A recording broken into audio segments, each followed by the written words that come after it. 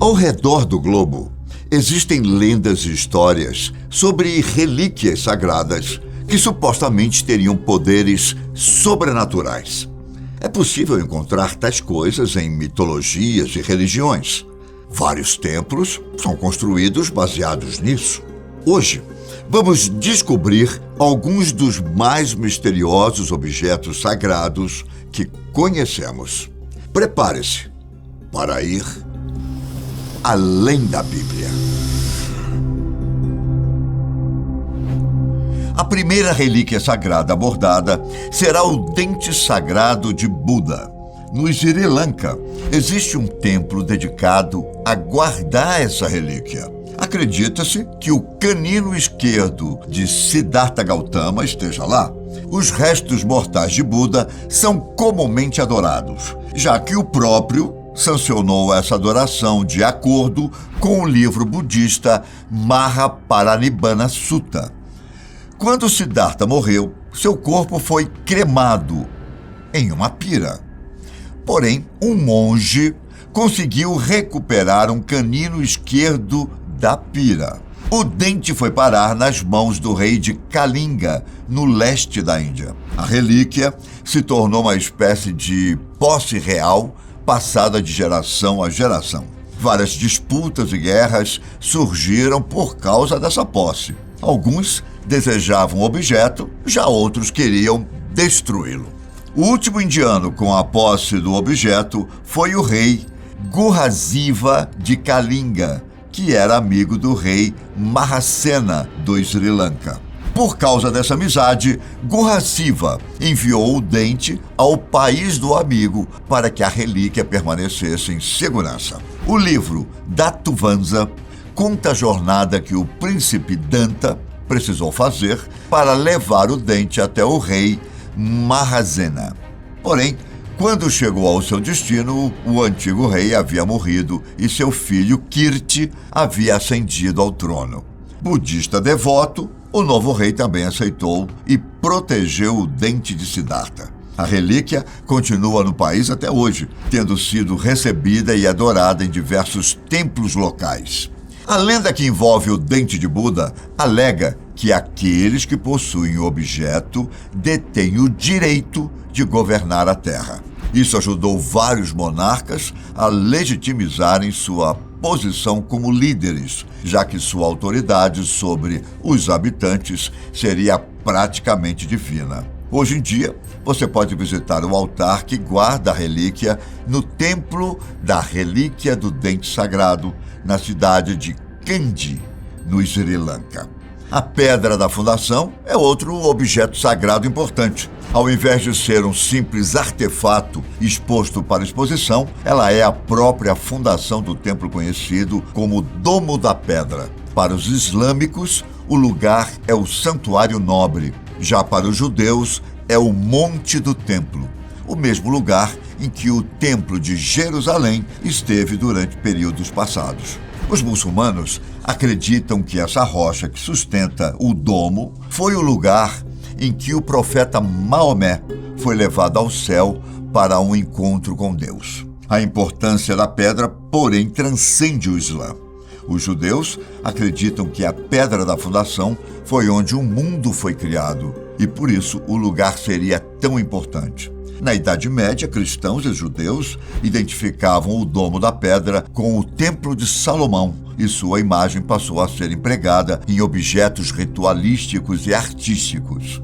Os Cavaleiros Templários ficaram ali após a conquista da cidade no ano de 1099 e outras igrejas templárias imitaram o design do lugar. Contudo, o muçulmano Saladino e seu grupo de guerreiros conseguiu reconquistar a construção e Jerusalém em 1187. O que você acha de guardar o sangue de alguém que já se foi?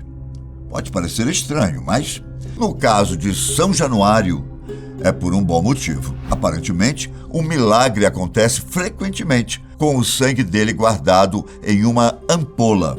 Ele se liquefaz sem qualquer explicação, como se um milagre acontecesse frequentemente. A tradição diz que isso acontece desde agosto de 1389. São Januário, em italiano, San Gennaro, foi o bispo de Benevento e padroeiro santo da cidade italiana de Nápoles. Acredita-se que ele tenha virado um mártir durante a perseguição do imperador Diocleciano aos cristãos no ano de 305. Quando ele morreu, uma mulher recolheu seu sangue em 2 ampolas. Elas foram entregues ao bispo de Nápoles, que construiu 2 capelas em homenagem ao santo.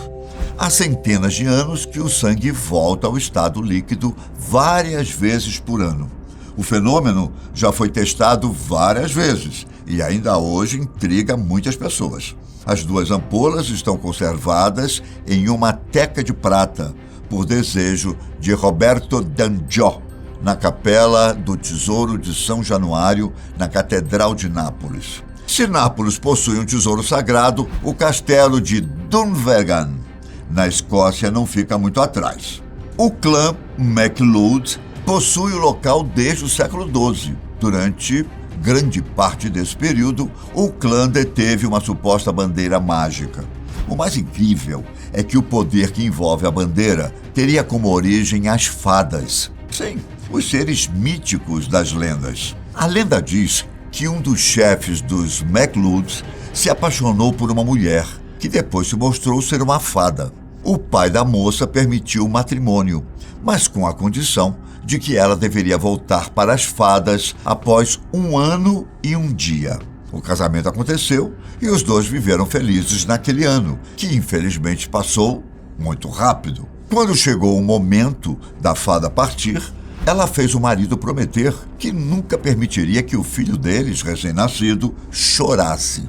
Ele prometeu, mas passou a viver triste. Sentia tantas saudades que um banquete foi organizado apenas para tentar alegrá-lo. A festa estava tão boa que, infelizmente, a babá da criança resolveu deixar o bebê para aproveitar um pouco. Quando a criança se viu sozinha, começou a chorar.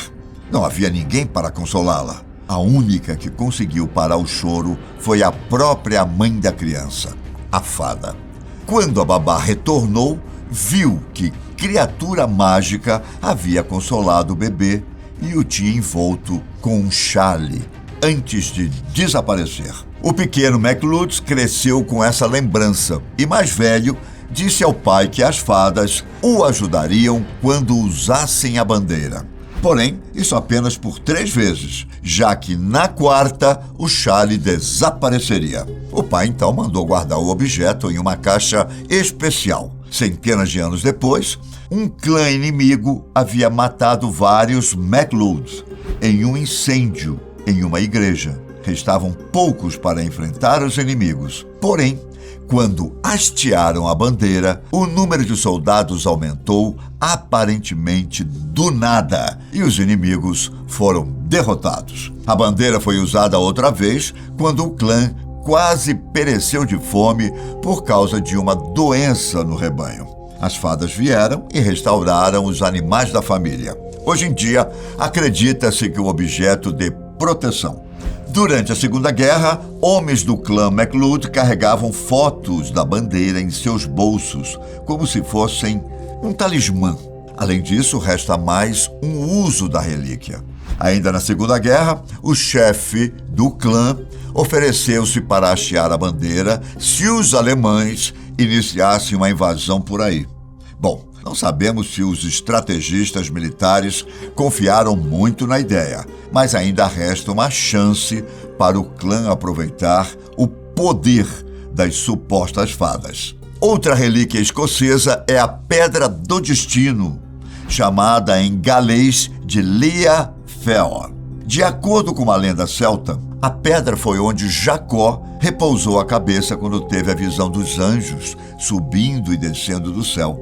De Israel, o monumento teria ido para o Egito, depois para a Sicília, Espanha e chegou à Irlanda em 700 a.C. Lá permaneceu na colina de Tara, onde os antigos reis da Irlanda eram coroados. Depois, os reis escoceses e celtas invadiram o lugar e tomaram a pedra. Acredita-se que havia um pedaço de metal muito tempo atrás, com uma profecia que dizia o seguinte: a menos que o destino seja defeituoso e a voz do profeta seja vã, onde for encontrada esta pedra sagrada, a raça escocesa reinará. Portanto, o objeto tornou-se desejo de monarcas e líderes que desejam um governo legítimo e benéfico.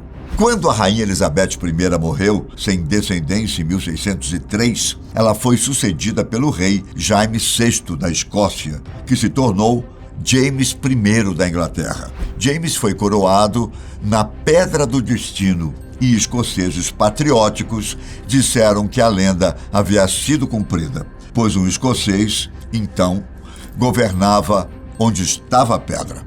De todos os objetos, qual você acha mais interessante, hein?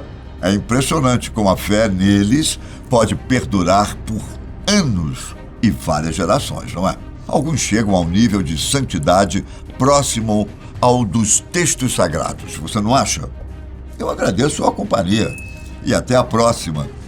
Tchau!